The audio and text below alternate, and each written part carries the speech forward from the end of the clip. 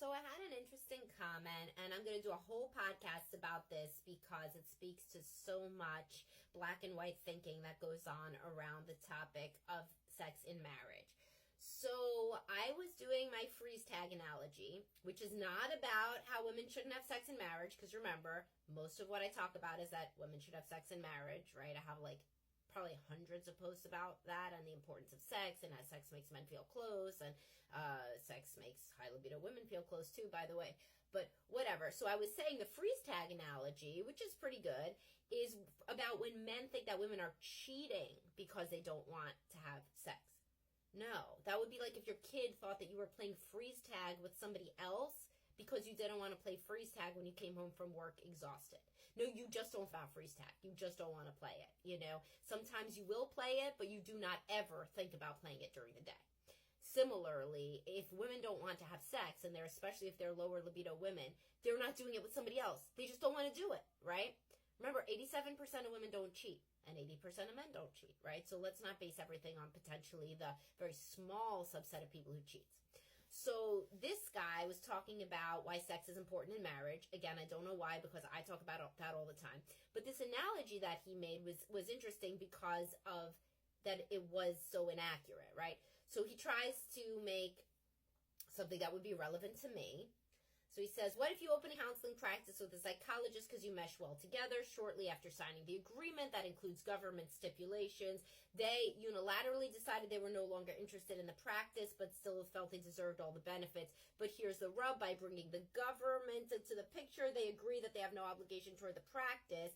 No longer being interested is a ground for you abandoning the agreed upon terms as long as the contract remained in place, which could carry stiff penalties. Obviously, he's making, an analogy about marriage, and then he says at the end, a childhood game doesn't really compare to the contractual obligations of most marriages, although it can be argued that women largely understand the evolutionary aspects, and they've been using sex as a sort of parlor game magic trick where you're supposed to guess which cup the ball is supposed to be under. So again, it's this idea that women are nefarious and malicious, this whole honeymoon stage bait and switch thing that does not take into account any of evolutionary theory, where you actually feel more excited romantically and sexually at the beginning, both men and women.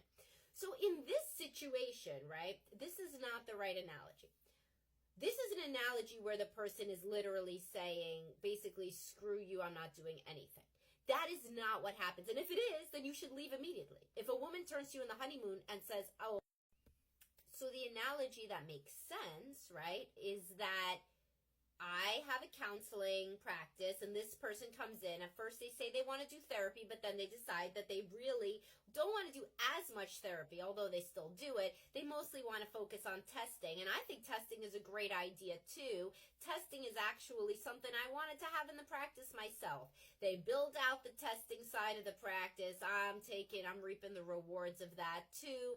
And to everybody else, I say they're a wonderful partner, except I do really wish that they were more into therapy. But you know what? They're sticking in their wheelhouse, and they still do some therapy too. So we have some, let's say, joint clients, but mostly they do testing. And then after 10 years of a lucrative testing side of the practice, they decide that they don't want to be there anymore, and then we should split things up.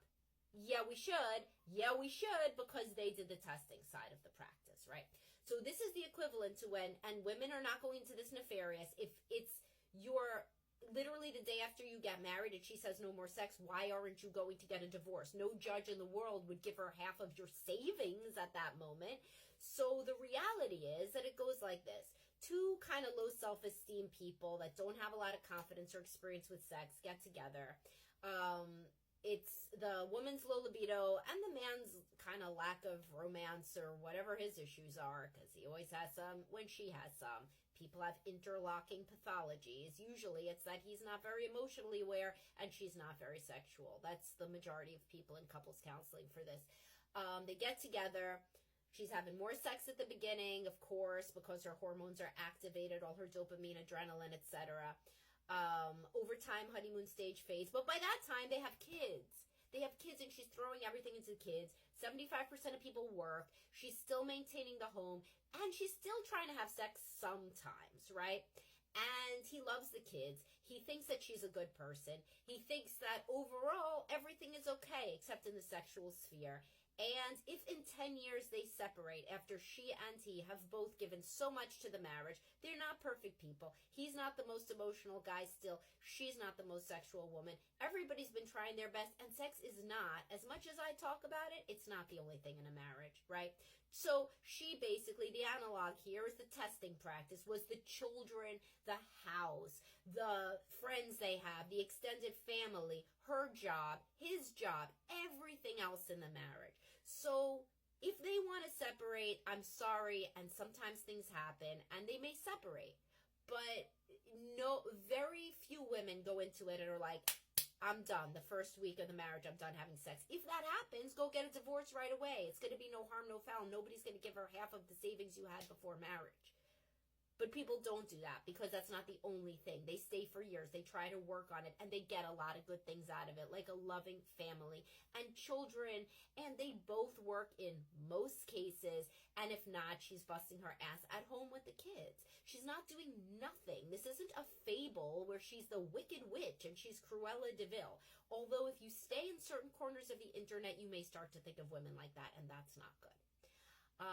So in this analogy, we have one victim and one perpetrator.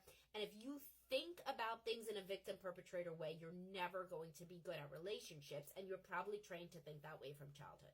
I have a whole podcast coming out about this, but I hope that this was an interesting discussion for you guys.